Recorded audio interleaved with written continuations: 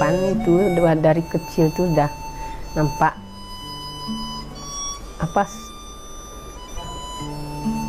apa kepemimpinannya itu diturunkan dari kakeknya sebelah ibu gitu kan. Kakeknya dulunya dia jadi kepala desa, dia itu jadi anggota DPR.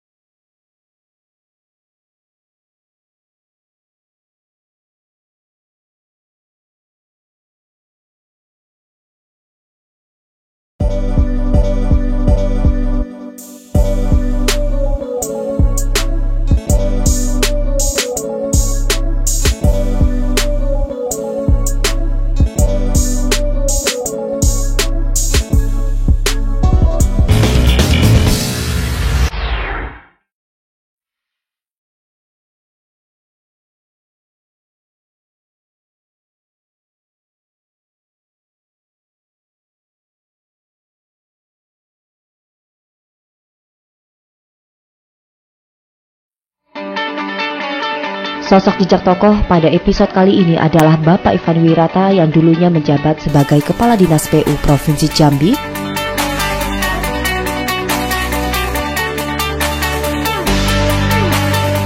Pemimpin ini setiap kau menjadi pemimpin, setiap pemimpin dipertanggungjawabkan apa yang dipimpin. Jadi dalam perkataan benar dalam perbuatan, dan harus apa yang disampaikan sesuai dengan kenyataan.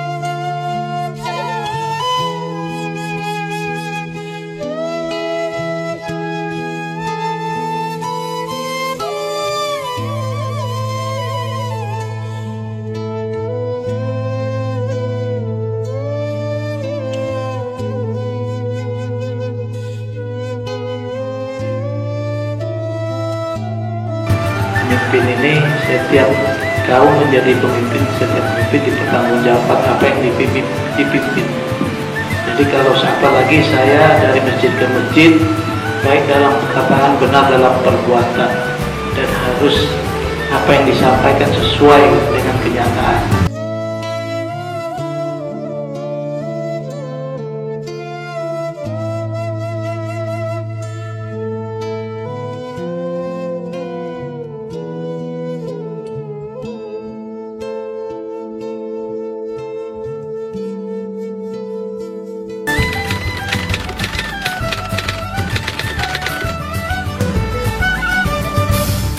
Beliau seorang agamis. Ya, kami selaku masyarakat Desa Mekarjaya mengenal sosok Ivan Wirata, memang orangnya religius.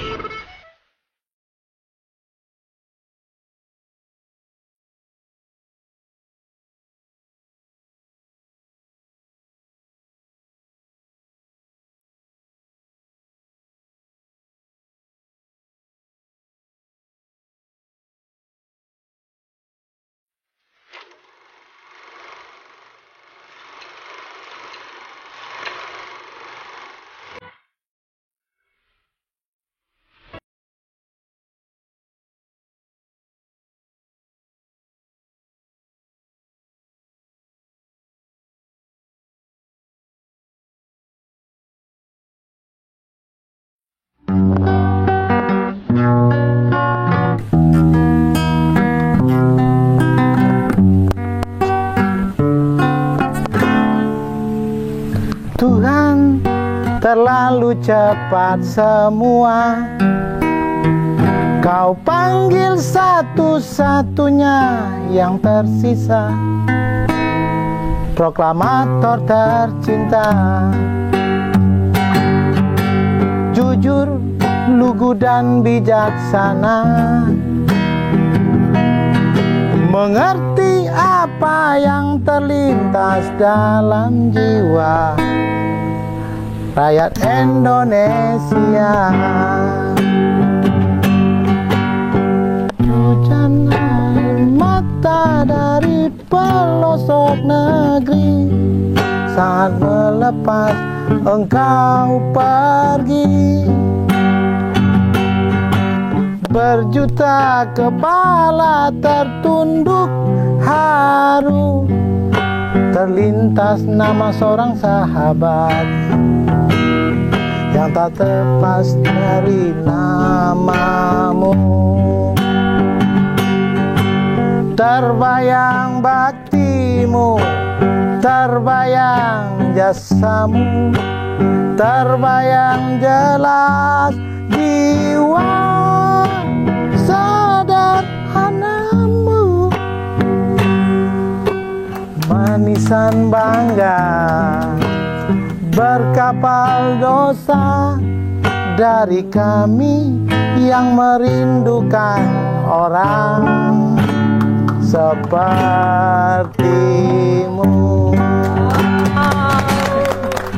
Wow, luar biasa sekali Pak Ivan Wirata.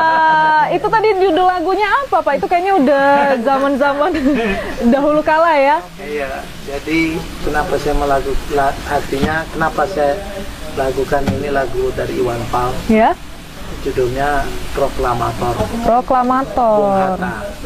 Artinya saya kuliah di Universitas Bung Hatta. Saya berkesan waktu itu, waktu ospek, saya dapat hukuman disuruh nyanyi. Jadi nyanyi ini nih. Waktu itu kebetulan saya kuliah di Bung Hatta, Agung, Proklamator Bung Hatta. Ya. Dan insya Allah waktu itu saya gitar dan saya nyanyi dan diikuti oleh mahasiswa baru. Itu kena hukum ya padahal ya. Setelah kena hukum besoknya suruh gitar terus. Berarti lagu ini ada sejarah tersendiri untuk Pak Ivan Wirata. Ya, tapi saya tidak menyangka kalau Pak Ivan ini selain pintar di kepemimpinan, tapi juga pintar di segi seni, yaitu musik ya. Dan ini banyak ada anak-anaknya. Ada siapa ini? Ini yang anak keberapa ini Pak? Ini anak yang ketiga. Ketiga ya, ini Rehan. Nih. Rehan. Ya, ini ada Cesar juga, ada Putri di sini. Dan ini lagi ngapain nih Pak sekarang ini? Lagi menghibur mereka kah atau gimana? Gantian ngibur. Jadi kadang-kadang dengan anak-anak, karena anak-anak juga Putri ini juga bisa nyanyi. Ya, berarti bakat seni dan musik ini memang ada ya di keluarga Pak Ivan Wirata. Nah, itulah, memang udah keturunan. Dan juga waktu berkeluarga juga, ibu juga bisa nyanyi kan?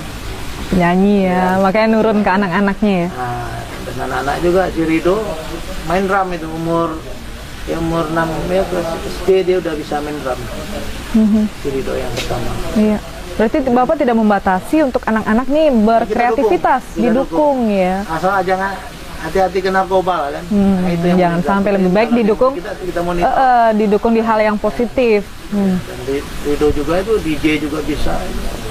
Karena juga, tapi di sisi saya pantau yang penting sholatnya jangan tinggal lah. Iya, kembali lagi ke agama ya. Agama jangan ditinggalin, karena itu yang mengontrol. Nah, selain musik ini Pak Ivan, hobi Pak Ivan yang lain seperti apa? Misalnya di bidang olahraga, bisa diceritakan Pak Ivan? Olahraga paling rutin dulu sepeda. Sepeda juga main tenis meja. Dulu SMP saya kalau main tenis meja juara 1. Juara 1 ya? SMP 2. Jambi? Iya. Di Pekanbaru. Kemarin waktu saya Kadis PU, juara single juga saya. Waktu ulang tahun PU main tenis meja. Ya, dan sekarang masih aktif juga Pak ya main tenis meja maupun sepeda? Ya, kalau sepeda karena pernah jatuh. Pernah jatuh Pak Ivan nih. Mungkin bisa diceritakan Pak, ini pernah jatuh dan mungkin sekarang agak dibatasin. Ya. Sebelum jatuh ini termasuk maniak lah ya main sepeda.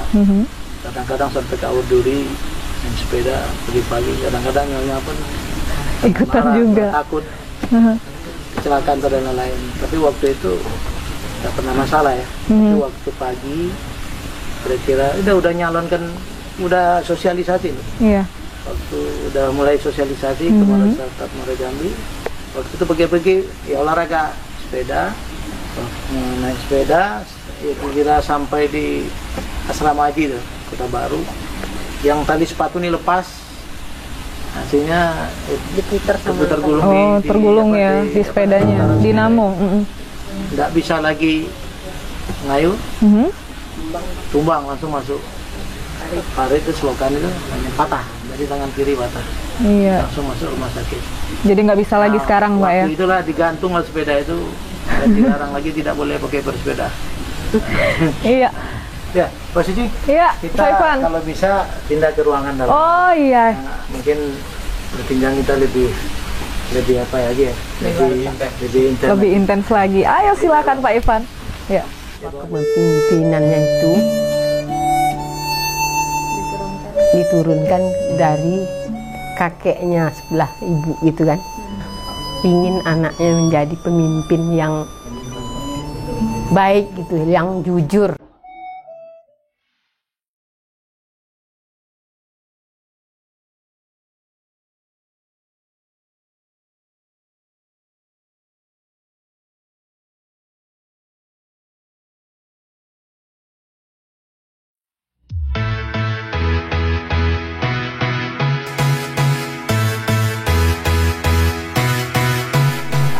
Ya Pak Ivan, ini kita mau dengar nih cerita Bapak waktu zaman kecil dulu seperti apa sih Pak?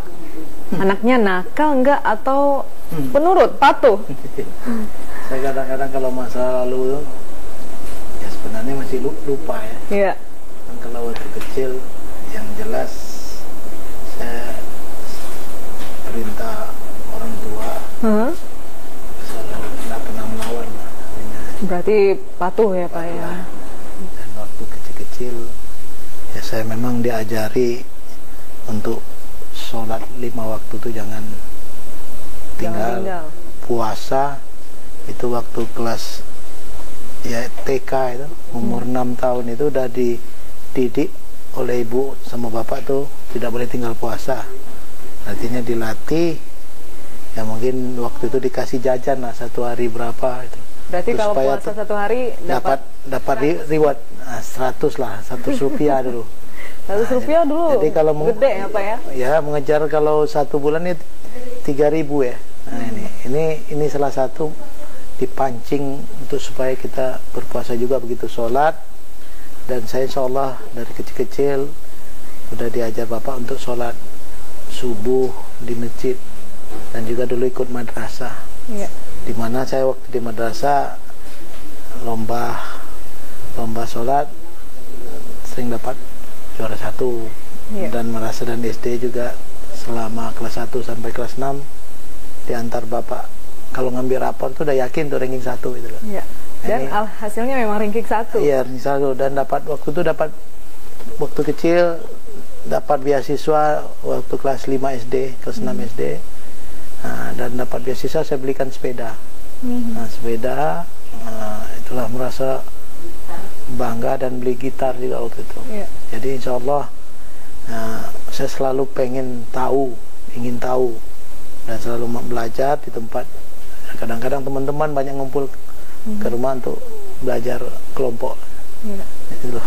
Kalau masalah nakal pasti anak kecil nakal. Karena saya pernah dulu ya pulang kampung kebetulan ada namanya sungai di situ kan, Sungai Kampar. Dari tebing itu turun mau berenang tuh jatuh langsung ke bawah, langsung patah. Ya. Pernah patah Gitu loh. Habis itu patah dimarahin nggak sih Pak waktu pulang? Biasanya kan anak kecil ya dulu jelas kalau patah diobati dulu, masa dimarahin. Yang jelas habis saya dimarahin. Nah ini kemudian itu sebelah kiri ini patah, jadi sedikit bengkok. Besok jatuh lagi di pos ronda itu, ini jadi baik gitu. Iya. Nah, jadi lurus. Artinya memang yang saya ingat waktu nakalnya gitu. Ya, kenakalan anak kecil ya Pak ya. Dan oke, baik Pak, kita ada sebuah video untuk Bapak. Ini ada sedikit komentar dari Ibu Pak Ivan Wirata. Dan kita dengarkan dulu, pemirsa, berikut tayangan VT-nya untuk Anda.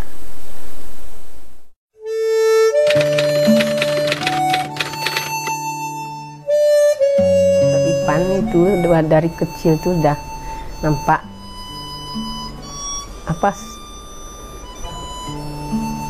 apa kepemimpinannya itu diturunkan dari kakeknya sebelah ibu gitu kan. Kakeknya dulunya dia jadi kepala desa, dia itu jadi anggota DPR, dan bapaknya guru SMP. Disiplinnya memang dia disiplin, kalau mau ke sekolah itu harus cepat selesai untuk pakaian tuh. Bandelnya itu untuk main-main, bandelnya untuk berenang. Kalau lambat sholatnya marah. Kalau lambat bangun ya disiram pakai air untuk sholat.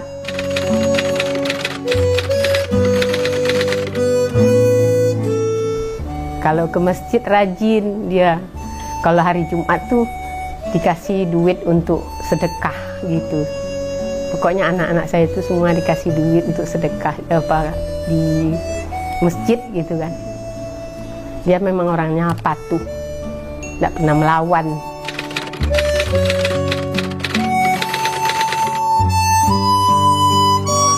Harapan ibu sebagai orang tua itu adalah ingin anaknya menjadi pemimpin yang baik gitu, yang jujur, amanah, dan peduli kepada masyarakat. Ya, itu dia tadi Pak, komentar dari ibu bapak. Karena waktu dulu katanya kalau nggak sholat disiram pakai air, benar Pak ya? Ya itulah, memang ya sholat 5 waktu itu memang udah diajar dari kecil, termasuk puasa. Berarti sampai besar udah ya, memang terbiasa subuh-subuh ya? Ya kalau kan kadang-kadang ya kita sesuai ya jalan sendiri, tapi kadang-kadang pas lagi kecapean lambat itu disiram gitu. Tapi memang salah satu bagi saya itulah membuat kita tidak tinggal sholat. Iya, jadi ingat ya didikan dari kecil itu seperti apa. Nah, jika itu tadi sosok bapak sebagai anak di mata orang tua bapak, tapi kalau di keluarga itu sebagai sosok seorang ayah, tentunya bapak mempunyai cara mendidik anak ya, khususnya untuk anak-anak bapak yang 3 orang cowok putra ya, dan 1 orang putri. Itu seperti apa sih pola didikannya? Ya, kita selalu, tadi gambaran saya juga, gambaran dididik orang tua juga ini bagian dari kita tiru juga ya. Bahwa saya dulu dari kecil, dari 6 udah puasa, 30 lengkap, sholat juga. Anak-anak saya juga seperti itu. Dari mulai ridho seluruhnya, dari umur TK tuh insya Allah 30 puasa tuh semua juga. Tapi cara tadi mungkin argonya makin tinggi kan. Dan untuk itu Pak, kita juga akan menayangkan VT kembali, tapi ini dari anak sulung Bapak, Rido. Seperti apa videonya? Berikut pemirsa tayangannya untuk Anda.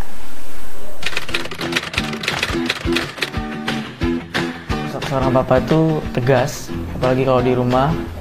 Kalau di rumah pasti, kalau setiap seorang ayah sih pasti tegas ya. Apalagi ke kami semua. Papa tuh juga orangnya bisa berarti ngikutin tren gitu. Jadi kadang dia nggak selalu nanya sekolah kamu gimana, bagus nggak, dia nggak gitu. Kadang gimana, suka kayak bercanda gitu kan, pacarnya mana gitu-gitu kan. Papa tuh bisa juga sebagai sosok dibilang guru juga, dokter juga. Pokoknya kalau papa tuh banyak lah, bisa jadi apapun gitu. Jadi sosok kayak mentor gitu lah, jadi untuk bagi hidup saya sendiri gitu.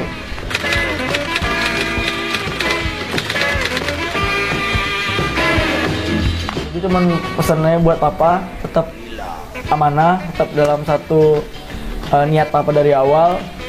Emang papa ini papa tentuin, pokoknya kami keluarga tuh maupun apa yang papa lakuin asal papa positif dan idina siratul mustaqim, selalu di jalan lurus, insya Allah. Amin.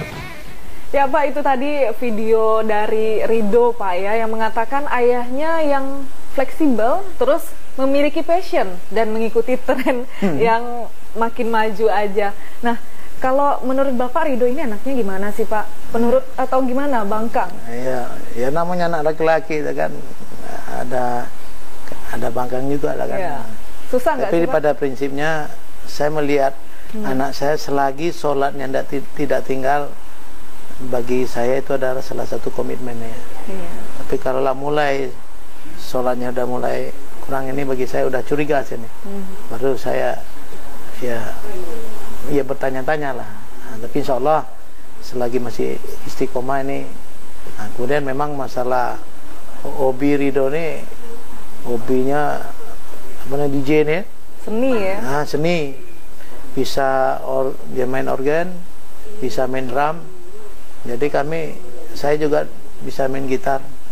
Jadi kalau kami ngumpul ini bisa Ridho main drum, Keluarga musisi ada juga. yang nyanyi, ini mungkin Cesar nyanyi, ada yang organ lah ya. Jadi kalau ngumpul di situ bisa saya ngikuti selera anak muda ya. Disuruh nyanyi juga oke, ya disuruh ngaji juga, anak-anak juga semua. Kemarin kan anak-anak saya semua udah khatam Al-Quran.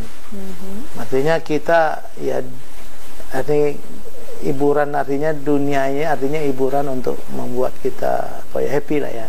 Tapi tetap kita menjalankan ajaran agama ini harus istiqomah. Iya. Nah, terakhir ini Pak, bisa diceritakan prestasi-prestasi Bapak dari awal dulu bekerja hingga saat ini Pak? Ya, kalau secara ukuran ya, proses pegawai negeri saya sebenarnya 20 tahun. Untuk mencapai, pernah saya menjadi satker terbaik se-Indonesia, itu umur saya paling termuda. Satker se-Indonesia pernah satker termuda. Setelah itu menjadi kepala balai, juga termasuk kepala balai termuda.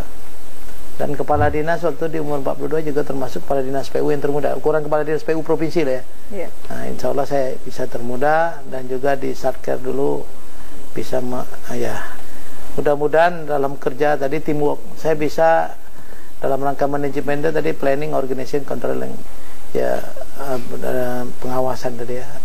Artinya mudah-mudahan organisasi yang saya pimpin selalu mendapat keberhasilan. Contoh, waktu saya jadi Kadis PU, operator alat berat itu dari 2010, 2011, 2013 itu ranking 1212 se-Indonesia. Itu operator alat berat. Nah, kita lomba tukang juga ada yang juga terbaik.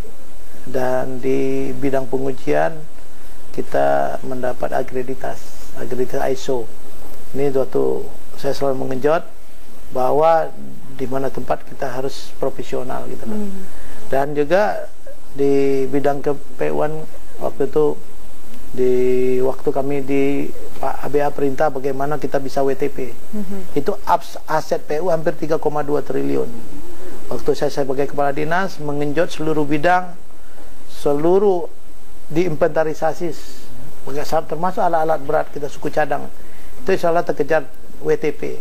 Itu aset yang terbesar di Provinsi Jambi adalah di bidang dinas PU-an, itu di aset sekitar 3,2 triliun. Itu bisa kita menjadi WTP. Kemudian saya dapat kepala dinas PU, kepala SKPD terbaik, penilaian inspektorat itu saya Provinsi Jambi di 2013. Dan dapat Pimpro 2008 itu satker terbaik seluruh Indonesia. Dengan kriteria yang kebetulan waktu itu kepala inspektoratnya Menteri PU yang sekarang ini. Nah, jadi begitu juga di bidang-bidang SDA, bahwa kita waktu itu di irigasi Suban itu kita bisa memfungsionalkan dari 1000 hektar itu 3 kali musim. Jadi perkumpulan petaninya termasuk terbaik di se-Indonesia. Itu mengantarkan bidang sumber daya air juga bisa juga menjadi 2 terbaik se-Indonesia. Iya, berarti banyak sekali prestasi yang sudah Bapak raih, dan semoga memang untuk pimpinan Muaru Jambi ini dapat terkabul dan memang menjadi pilihan rakyat, Pak. Ya, amin. Itu di saat Bapak mengemban tugas, hal apa yang terberat yang Bapak lakukan saat itu, dan di akhir masa jabatan Bapak, di saat Bapak memutuskan untuk mengundurkan diri, apakah ada proyek yang belum terselesaikan, Pak? Di mana-mana tugas itu pasti berat, apalagi di Dinas PU Provinsi Jambi, yang mana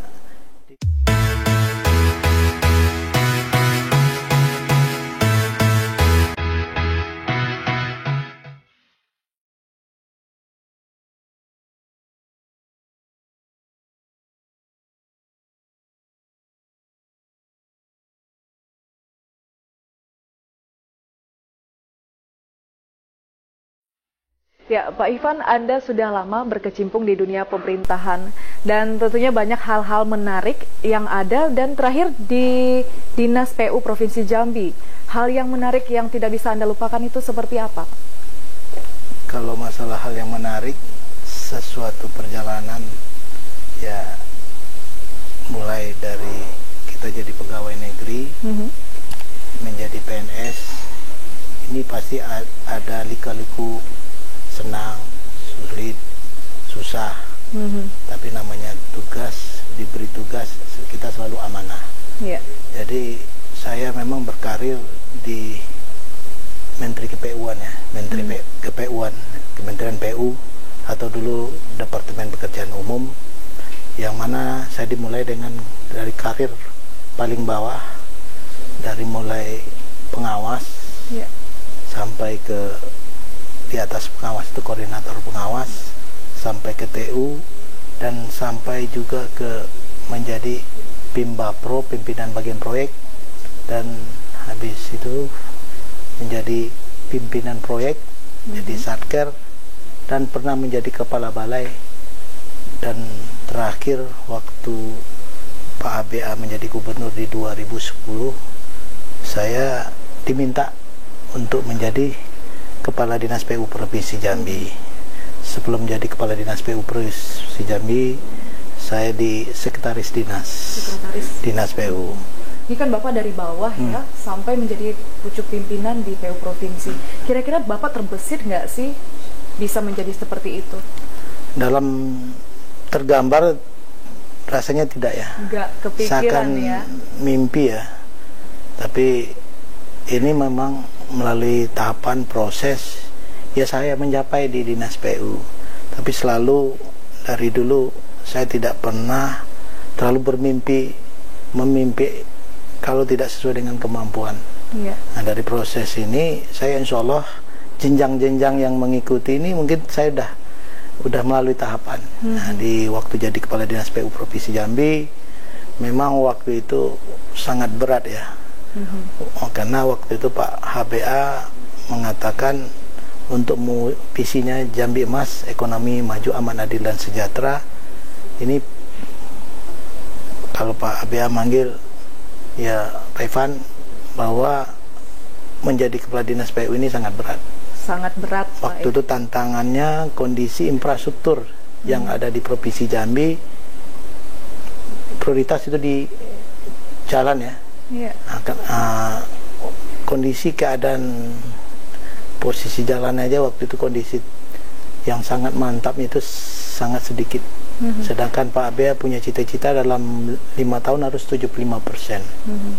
Ini bagian pemikiran dan kira-kiranya apakah saya mampu atau tidak.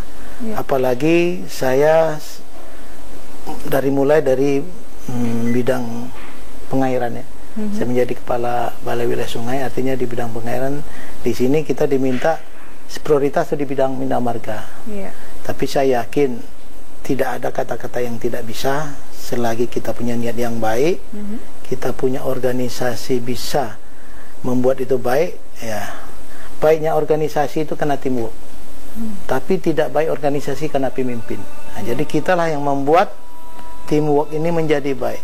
Nah, jadi insya Allah apa yang dijadikan cita-cita oleh Pak ABA untuk mengejar target, kami bisa mengantarkan PU itu bidang Bina Marga di tahun 2013 itu termasuk nomor 2 terbaik, dan bidang SDA.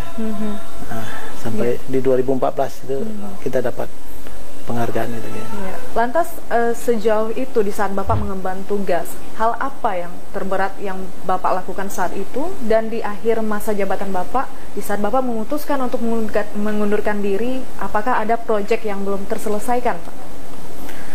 Jadi kalau masalah berat, di mana-mana tugas itu pasti berat. Apalagi di Dinas PU Provinsi Jambi, yang mana dinas itu gabungan seluruh bidang ya. Kalau di Sumatera Barat mungkin ada kepala dinas bidang bina marga, dinas bina marga. Kalau di Provinsi Jambi itu digabung. Yang paling berat waktu itu kondisi 2010 itu saya merasakan proses jalan lingkar. Jalan lingkar waktu itu memang betul-betul waktu batu bara yang menjadi masyarakat sangat hangat, banyak demo bahwa waktu itu kena abu batu bara dan jalan juga rusak, sampai mobil juga macet. Nah ini termasuk masyarakat pernah membawa abunya itu ke ruang kerja saya sampai di bawah abu. Bagaimana Pak? Kami sehari makan abu, Bapak di sini senang-senang. Dan juga Pak Habibah waktu kunjungan ke lapangan pun juga disemprot oleh masyarakat, termasuk dimaki kan. Tapi waktu itu Pak Habibah juga nyampaikan bahwa kita jadi memimpin ini siap untuk dikritik, siap untuk dimarah-marah. Yang paling penting marah dari masyarakat itu paling dia pengen solusi dari pemimpin. Kebetulan saya sebagai Kepala Dinas PU Provinsi Jambi, bagaimana mengamankan infrastruktur supaya proses arus ya mudik, arus transportasi, arus ekonomi berjalan itu lancar. Nah, langkah kami waktu itu hampir digagalkan oleh Bank Dunia, tidak akan membantu jalan lingkar tersebut. Lalu apakah Bapak pernah jengkel padahal Bapak itu sudah merasa bekerja secara maksimal?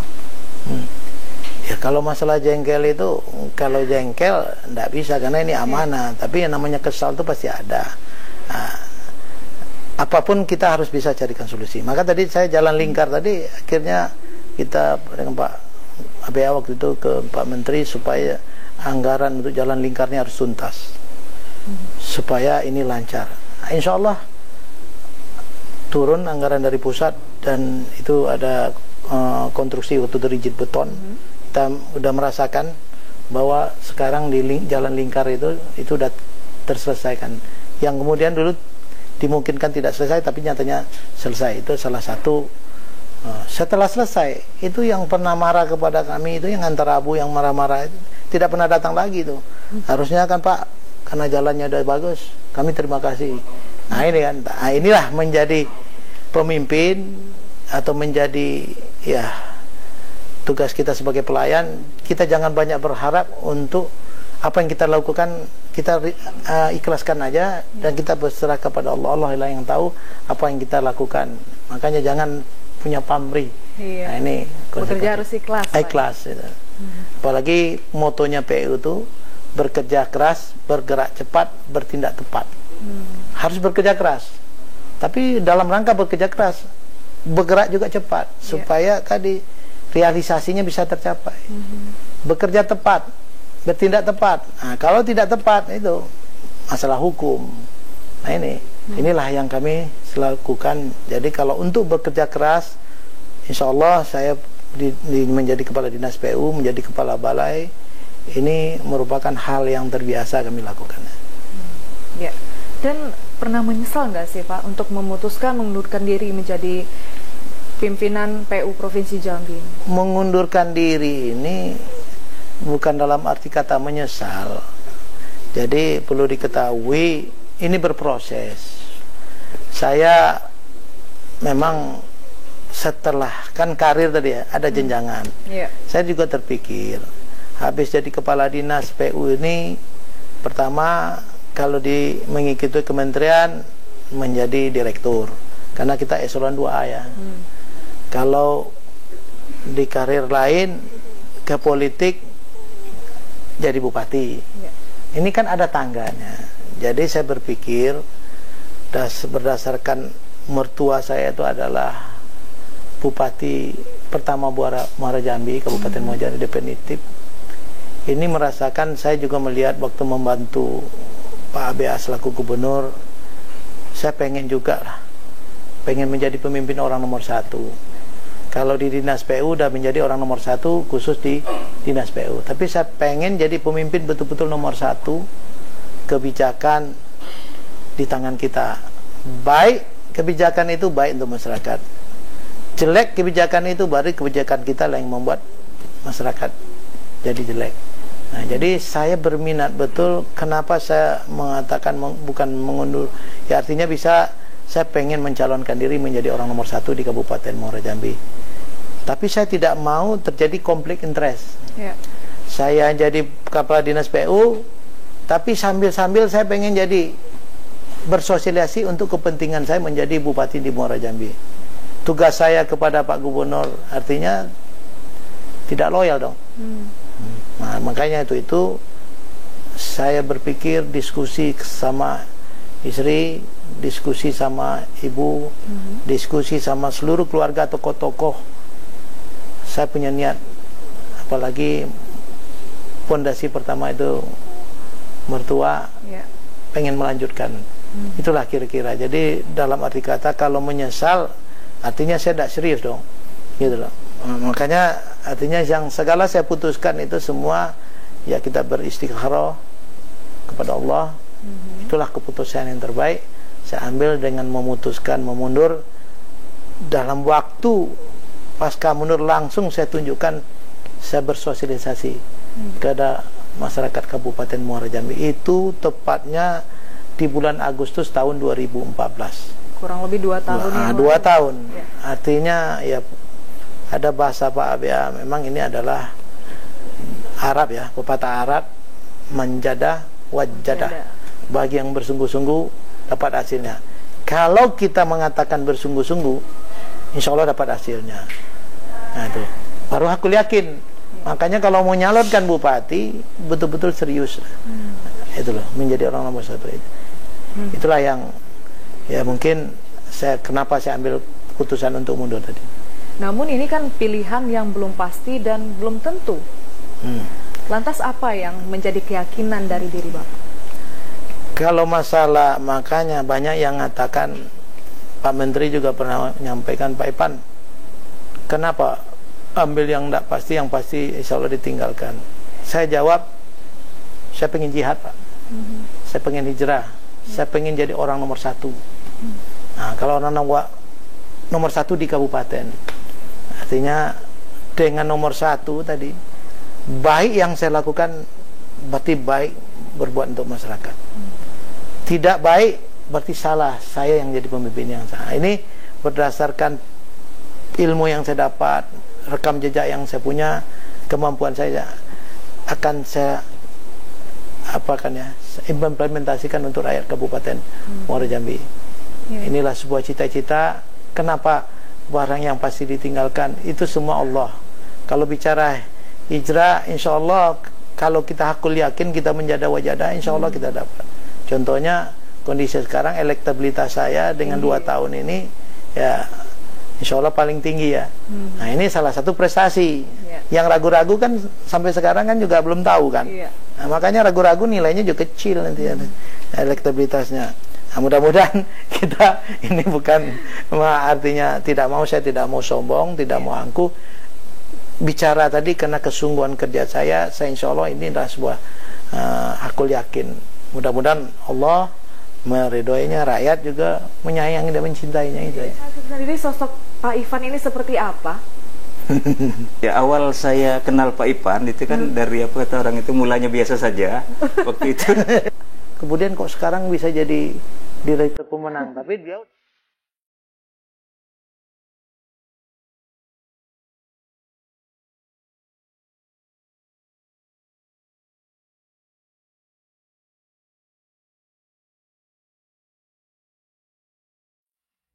Ya Pak Ivan, kabar-kabarnya nih, Direktur Pemenangan Bapak untuk menjadi pimpinan Muara Jambi 2017-2022 ini dulunya seorang supir angkutan umum dan Bapak pernah menjadi penumpangnya. Itu bisa diceritakan sedikit nggak Pak? Kok sampai ke situ ya? Udah banyak nih kabar-kabar buruk. Diselidiki dari mana caranya kok bisa ketahuan seperti itu? Ini banyak kabar buruk Pak. Jadi memang saya selalu memandang tidak berlatar belakang, artinya itu pun dari supir, itu pun dari siapapun, tapi saya selalu mengatakan untuk membantu kerja kita Ini tadi supaya menang ya, pasti kita cari orang ahli kan. Iya. Iza wusidal amru ila khairihi alihi pantasir sa'ah. Suatu urusan kalau bukan ahli, tunggulah kehancuran. The right man in the right place, the right man in the right job. Nanti kita cari bagaimana saya memenangkan ini, supaya saya akan mencari direktur pemenang ini orang-orang yang berlatar belakang, ada rekam jejaknya. Nah, jadi untuk itu waktu saya memutuskan untuk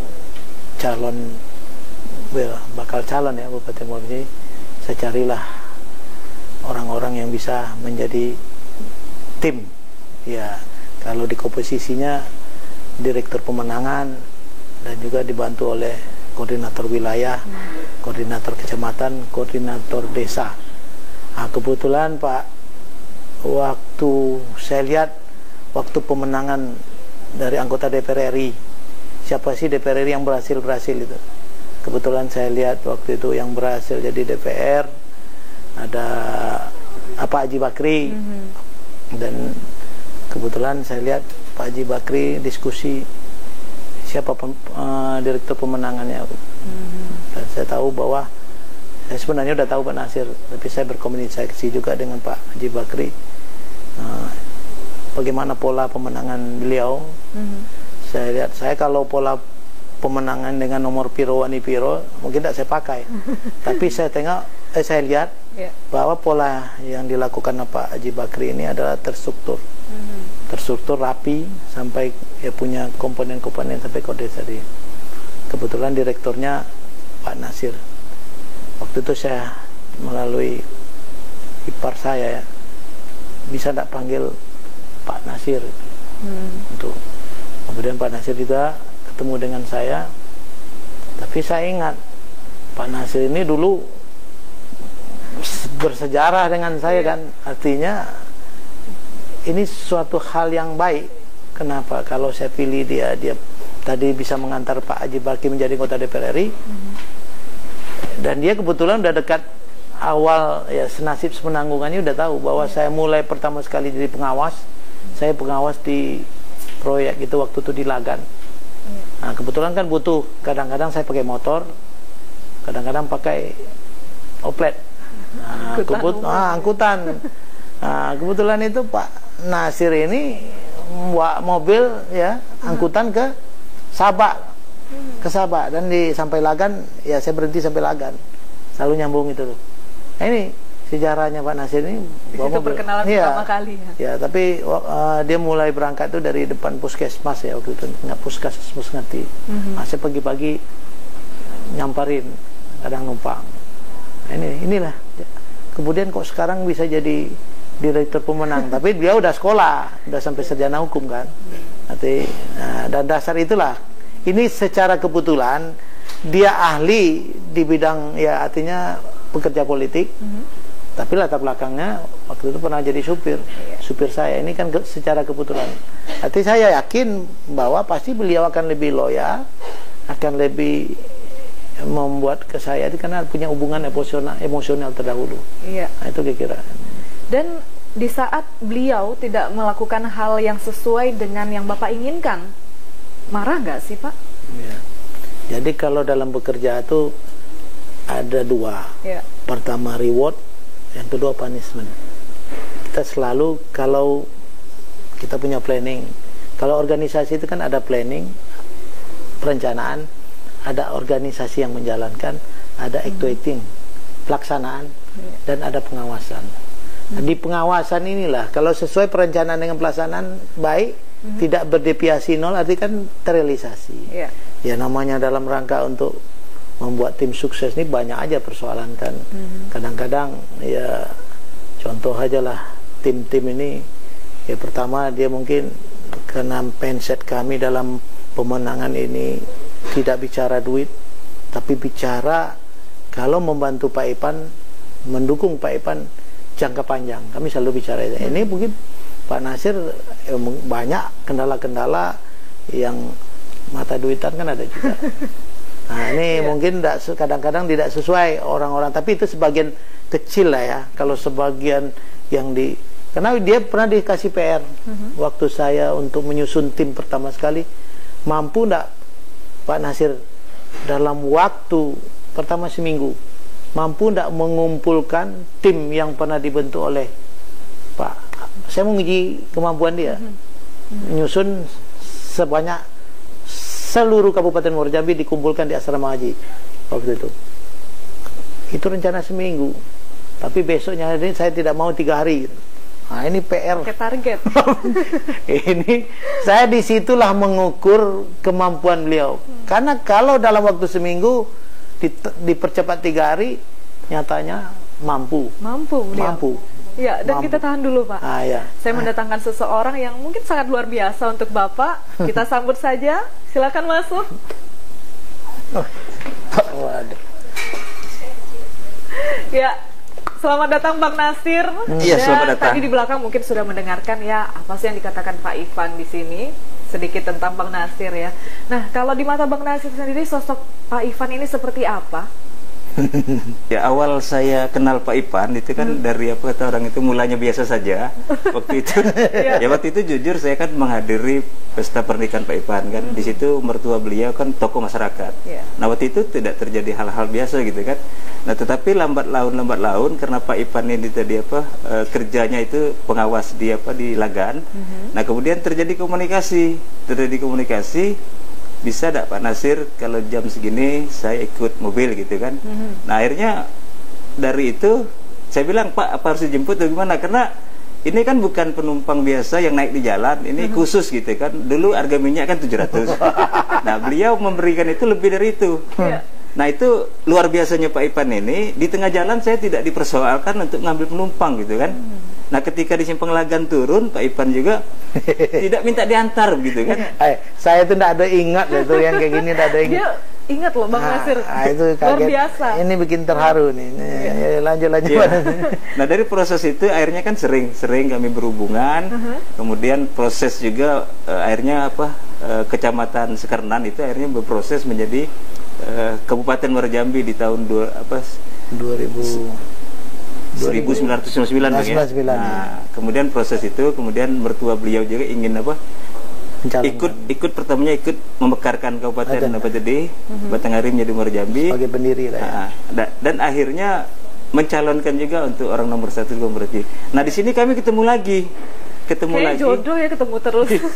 Itu tadi ketemu lagi. Ya akhirnya waktu itu kan saya banyak membantu. Nah, Pak Ivan yang sangat berkesan bagi saya, jangan pernah membuat sepanduk pilihlah putra daerah gitu kan. Nah, waktu itu kan lagi ini ya, lagi otonomi daerah yang mengharuskan putra daerah harus berbuat. Nah, Pak Ivan ini tidak kalau dengan itu kita akan kalah katanya kan. Nah, maka kita merangkul semua karena Kabupaten Muara Jambi kan terdiri dari berbagai apa? Suku etnis dan pendatang gitu. Ya. Dan sejauh ini Bang Nasir pernah nggak sih dimarahin Pak Ivan? Ya, saya mengartikan gini, kalau saya ngebel Pak Ivan tidak mengangkat, berarti saya marah. Koreksi. Oh, ini ada yang salah. Mungkin kemarin-kemarin yang saya lakukan itu ada yang salah gitu kan. Nah, cuman ya intinya selalu ada yang sifatnya, tapi marahnya marah untuk perbaikan ke depan. Iya. Tentunya sebagai direktur ya, Bapak Bang Nasir punya target untuk memenangkan Pak Ivan. Ini targetnya seperti apa? Karena masyarakat Muara Jambi ini sangat banyak sekali. Ya target kami tentunya ingin menang, dan kemenangan ini dengan proses yang jujur gitu. Benar. Makanya sesuai dengan undang-undang ini yang terbaru ini kan, kalau kita pengen menjadi bupati itu harus dikenal oleh masyarakat. Nah makanya saya selaku direktur tadi, pertama kan saya yang pertama sekali itu memastikan Pak Ivan punya partai, yang kedua memastikan Pak Ivan ini dari pendanaan yang untuk apa, yang ketiga ini waktu. Nah waktu ini tadi Pak, kita harus ini loh dalam perjalanan ini harus mendekati masyarakat, ya kurang lebih yang sudah berproses 2 tahun lebih ini.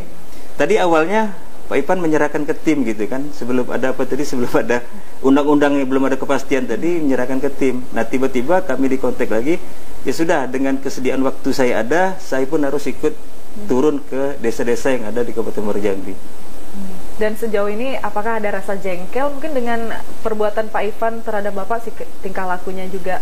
Ya tidak ada, jujur tidak ada yang jujur ya, gitu. Karena itu kita depan Pak Ivan loh. Bukan ya karena lantaran Pak Ivan, sering kan kami di depan-depan rapat pun kami selalu bicara seperti itu. Kalau kita ingin merubah Muara Jambi, ya kita mulai merubah dari sikap tim yang ada gitu. Iya. Dan ini tim yang dibentuk ini seperti apa untuk memenangkan Pak Ivan ini? Ya kita berpola tadi, yang pertama tadi ya terstruktur, sistematis dan masif ke bawah. Yeah. Terstruktur tadi ada sekretariat, dari atas ya, ke bawah. Sekretariat yang mengelola program, kemudian nanti itu pelaku-pelakunya itu kita ngambil betul-betul, misalnya Korwil Sungai Bahar, itu betul-betul orang Sungai Bahar, karena kami mau dia betul-betul tahu geografis Sungai Bahar seperti apa gitu kan. Nah, tidak mungkin kami tempatkan yang bukan orang Sungai Bahar, dan itu akan menimbulkan masalah. Iya. Ya, baik Pak Ivan, terima kasih atas waktunya dan sukses terus untuk Pak Ivan. Semoga nanti kelak akan menjadi pemimpin yang amanah untuk kita semua, khususnya masyarakat Kabupaten Muaro Jambi. Amin. Dan terima kasih juga untuk Bang Nasir ya yang telah hadir pada hari ini. Kita pulang naik angkot ya. Tapi sekarang nggak bayar loh. Iya, dan terima kasih.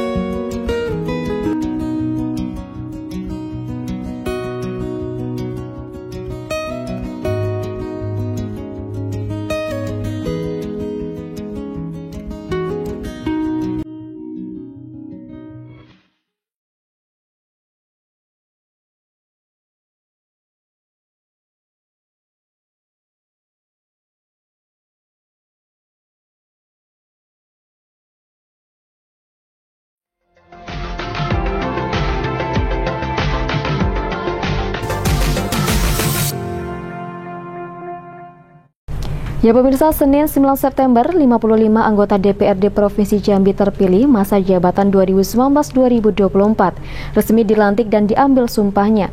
Pada penetapan oleh Mendagri, Edi Purwanto ditunjuk sebagai Ketua DPRD Provinsi Jambi sementara. DPRD Provinsi Jambi pada Senin 9 September pukul 10 pagi menggelar rapat paripurna di ruang utama dalam rangka pelantikan 55 anggota Dewan Perwakilan Rakyat Daerah Provinsi Jambi terpilih masa jabatan 2019-2024. Pada rangkaian pelantikan dilakukan prosesi pengucapan sumpah janji sebagai wakil rakyat. Bahwa saya akan memenuhi kewajiban saya sebagai anggota Provinsi Jambi dengan sebaik-baiknya sesuai dengan ketentuan perundang-undangan dengan berpedoman pada Pancasila Negara Republik Indonesia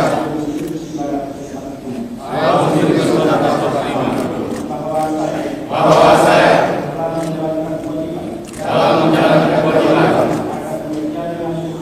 akan menjaga sesungguhnya demi terjaga kehidupan demokrasi serta mengutamakan kesetaraan dorongan bahwa saya akan memperjuangkan. Hadir pada paripurna ini yakni Gubernur Jambi Farori Umar, unsur Forkopimda serta sejumlah tamu undangan. Rapat paripurna ini dipimpin langsung oleh Ketua DPRD Provinsi Jambi periode 2014-2019 Cornelis Buston. Pantauan reporter JEK TV proses rapat paripurna DPRD Provinsi Jambi dalam rangka pengucapan sumpah janji anggota DPRD Provinsi Jambi masa jabatan 2019-2024 dimulai dengan pembacaan surat keputusan Menteri Dalam Negeri Republik Indonesia oleh Sekretaris Dewan Perwakilan Rakyat Daerah Provinsi Jambi Emino Pisah.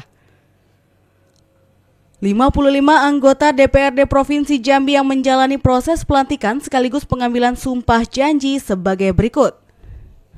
Dapil 1 Kota Jambi Rocky Chandra Gerindra, Edi Purwanto PDIP, Yuli Yuliarti Demokrat, Budiako Gerindra, Rusdi Berkarya, Rusli Kamal Siregar PAN, Supriyanto PKS, Kemas Alfarabi PKB, Ibnu Sina P3, Mai Masna Golkar. Dapil 2 Batanghari Muaro Jambi, Elpi Sina PKB, Burhanuddin Mahir Demokrat, Ivan Wirata Golkar, Akmaluddin PDIP, Ririn Novianti PAN, Kamaluddin Hafiz P3, Sapuan Ansori Nasdem, Nur Trikadarini PDIP, Abun Yani Gerindra, Raden Fauzi PKS. Dapil 3 Sarolangun Merangin, Juanda PKB, Hafiz Hasbiala PKS, Izar Majid Hanura, Pinto Jaya Negara Golkar, Abdul Hafid PDIP, M. Hairil Gerindra, Evi Suherman P3, Zainul Arpan PDIP, Ahmad Fauzi Demokrat, Musarudin PAN. Dapil 4 Kerinci Sungai Penuh, Ezati Demokrat, Fadli Sudria PAN, Zubir Dahlan PDIP, Apriodito Golkar, Hakiman Gerindra, Hasani Hamid Demokrat. Dapil 5 Bungotebo, Wartono Triankusumo PDIP, Eka Marlina PKB, Rahima Nasdem, Mesran PDIP, Hasim Ayub PAN, Rudi Wijaya PKS, Harmain Demokrat, M. Amin Golkar, Haji Kamal Hanura Bustami Yahya Gerindra. Dapil 6 Tanjab Tim Tanjabar, Anwar Sadat PAN, M. Juber Golkar, Luhut Silaban PDIP, Haji Abdul Hamid PKB, Apip Firmansyah Golkar, Agus Rama PAN, Faisal Riza Gerindra, Nur Hayati Demokrat, Rendra Ramadan Usman PKS. Sri Junia Putri, JEK TV melaporkan.